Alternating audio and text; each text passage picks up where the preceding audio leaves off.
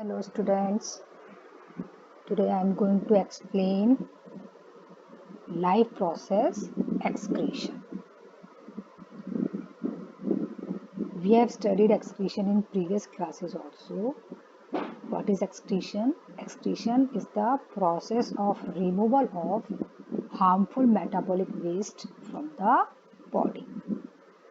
Okay, so excretion is taking place in simple organisms and complex organisms also.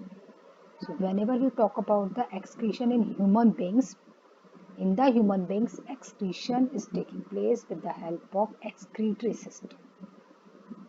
Okay, so diagram of excretory system is given here.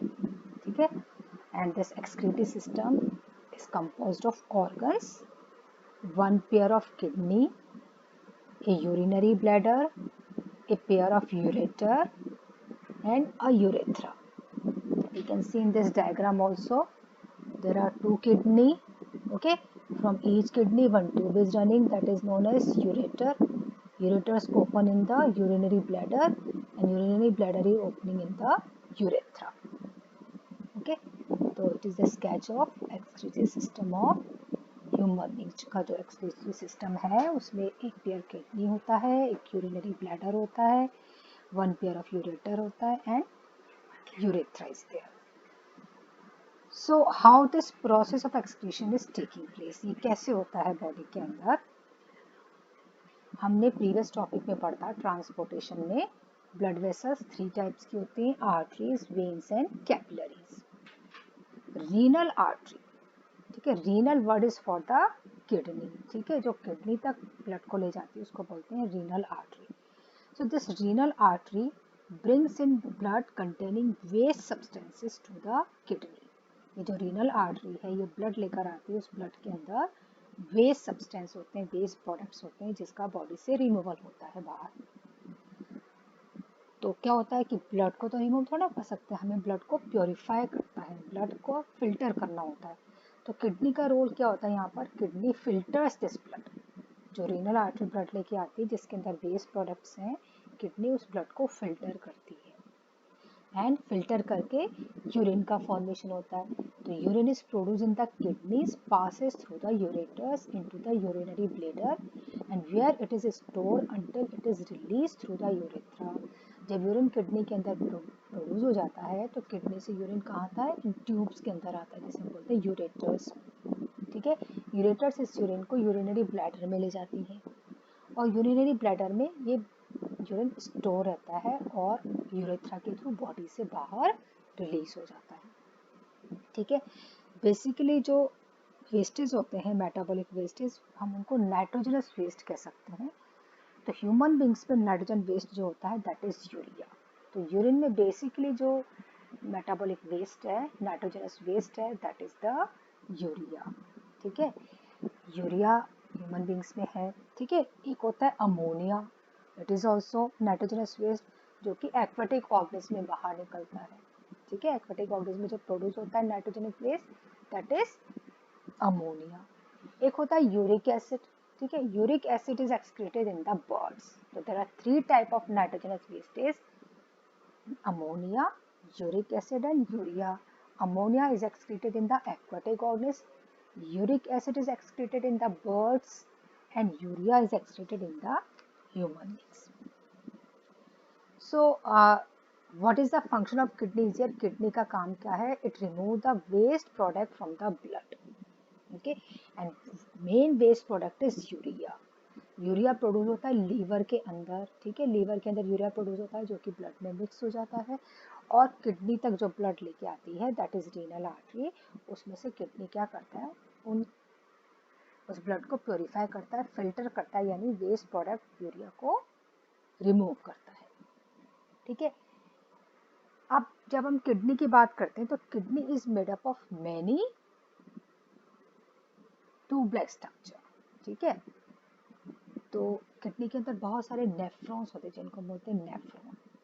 तो each kidney has a large number of filtration units called nephron. हर kidney के अंदर बहुत सारी nephrons होती हैं which is also known as filtration unit. और we can say nephron is the structural and functional unit of kidney.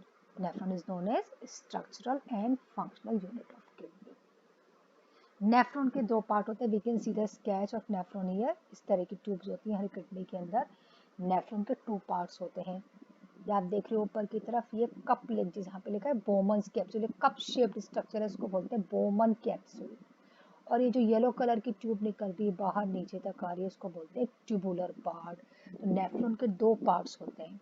Upper part होता है cup shape Boman capsule, and lower part का होता है जो नेक्स्ट एंड होता है जो ट्यूब लाइक होता है, उसको बोलते हैं ट्यूबूल.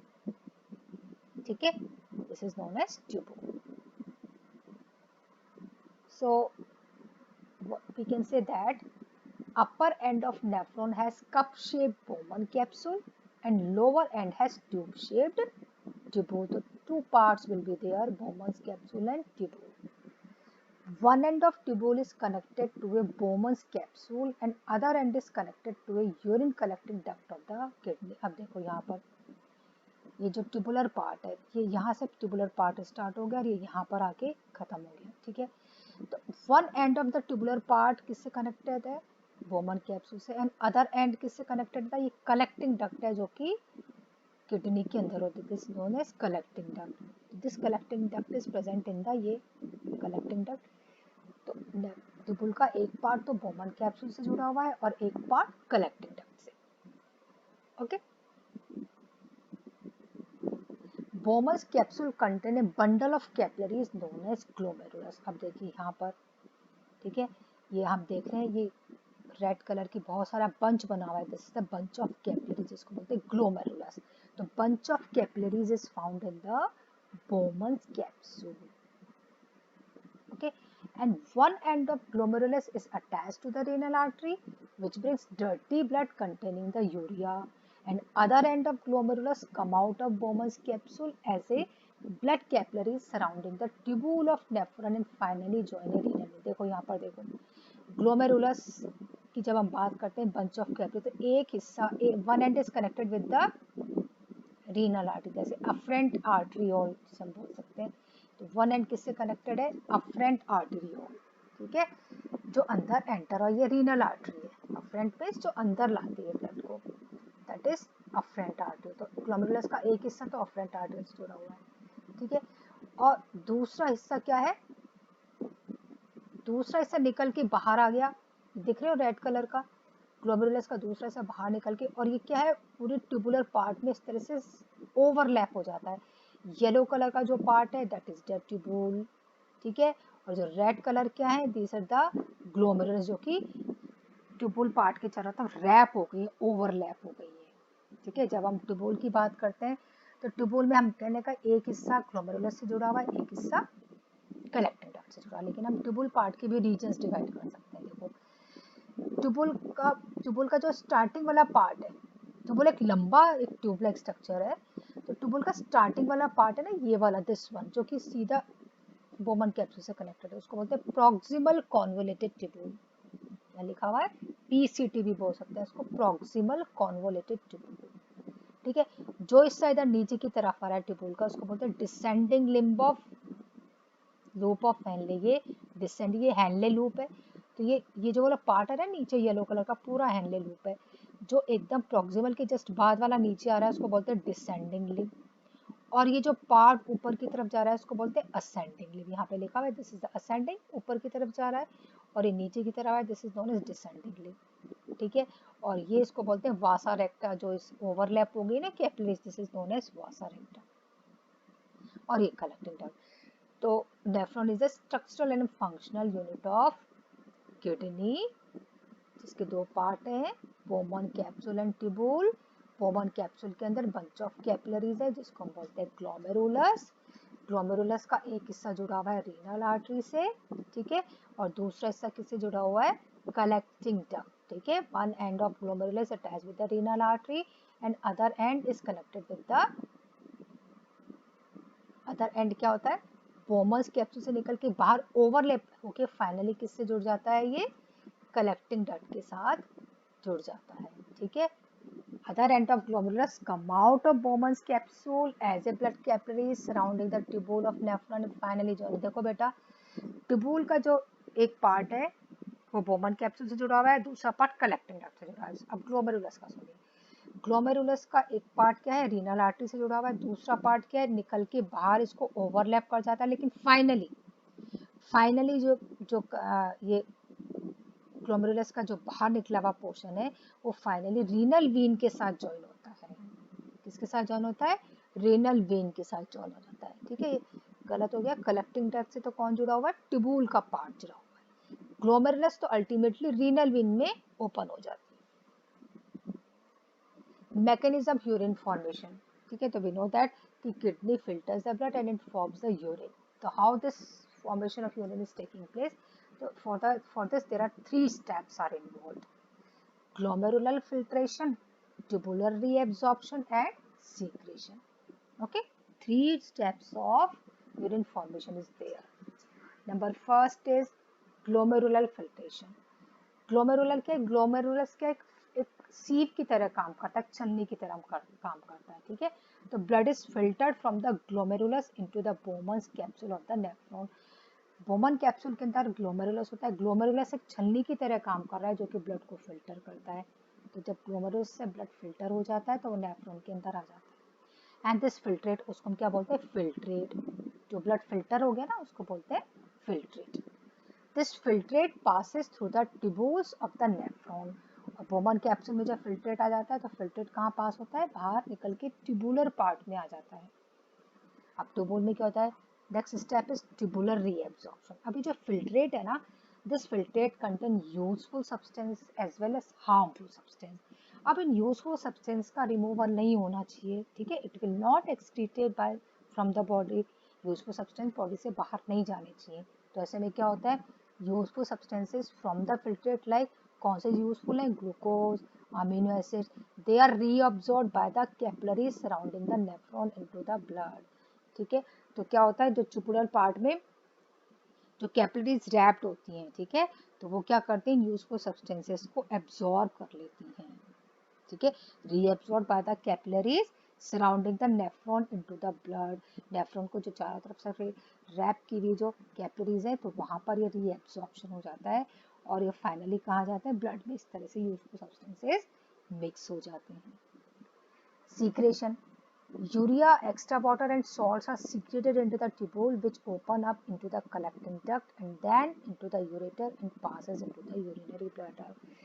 अब जो भी वेस्ट है, जैसे सॉल्ट है, हार्मफुल सॉल्ट है, एक्सेस अमाउंट ऑफ सॉल्ट है, एक्स्ट्रा अमाउंट ऑफ वाटर है, यूरिया है, इनका सीक्रेशन होता है ट्यूबूल के अंदर. ठीक है, ठीक है, उस फिल्ट्रेट के अंदर भी है लेकिन सीक्रेशन भी होता है ट्यूबुलर पार्ट के अंदर.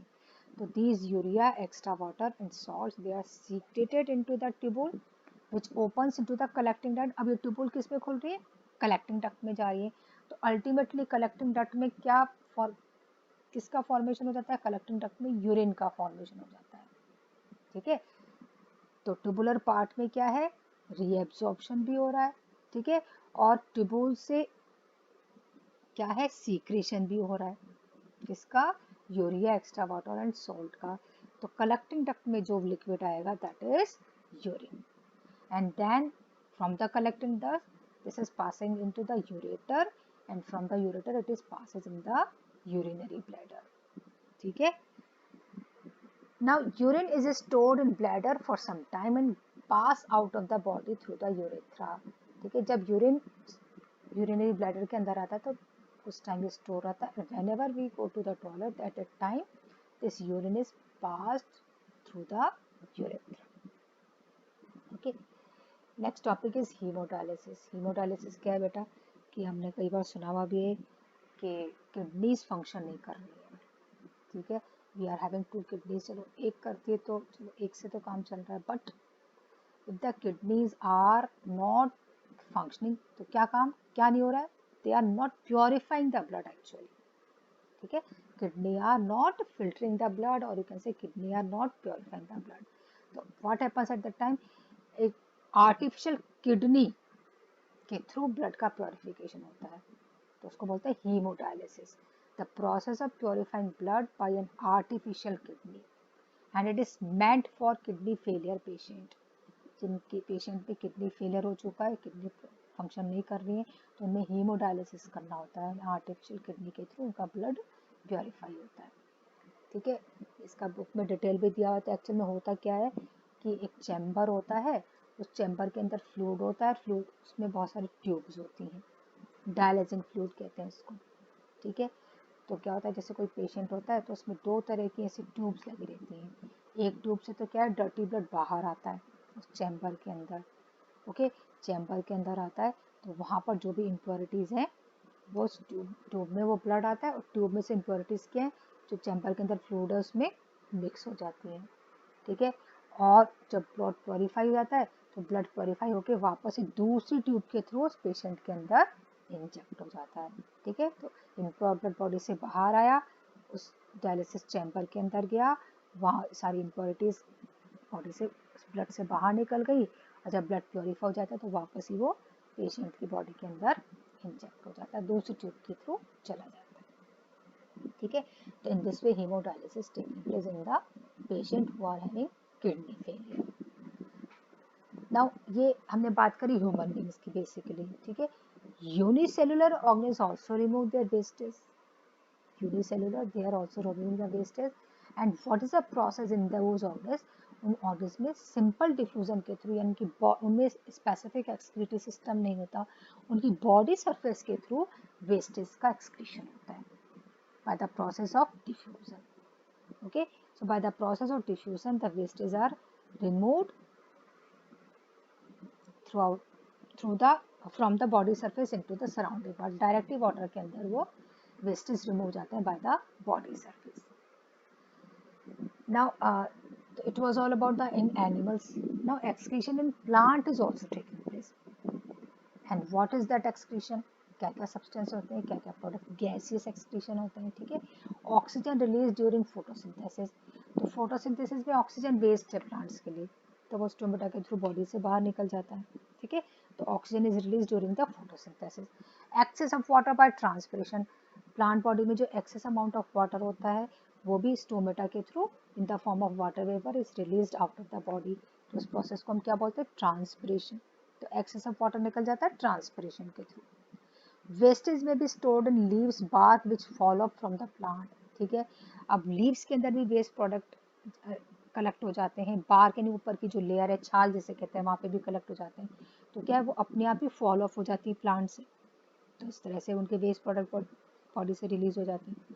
इसके अलावा waste product stored as gums resin in old xylem. ठीक है, जो ओल्ड जाइलम होता है यानी सेकेंडरी जाइलम होता है, ओल्ड जाइलम होता है, तो उसके अंदर ये गम और रेजिन, ये प्लांट्स के लिए बेस्ट है लेकिन हमारे लिए इम्पॉर्टेंट है। तो ये प्रोडक्ट्स क्या है, ये रिलीज होते हैं, स्टोर होते हैं ओल्ड जाइलम के अंदर, रिलीज होते हैं, हम एक्सट्रैक्ट कर सकते हैं इनको प्लांट से, गम्स और रेजिन को, and we can use them as commercially. वो हमारे लिए यूजफुल है, लेकिन प्लांट्स के लिए they are waste product. Plant excrete some waste into the soil around them.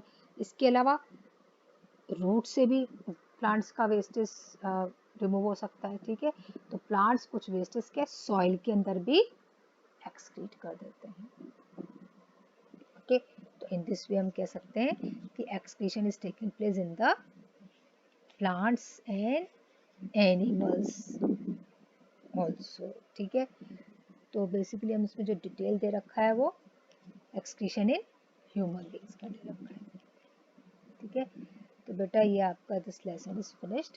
हमने इसमें 4 लाइफ प्रोसेस पढ़े थे, nutrition, respiration, transpiration and excretion.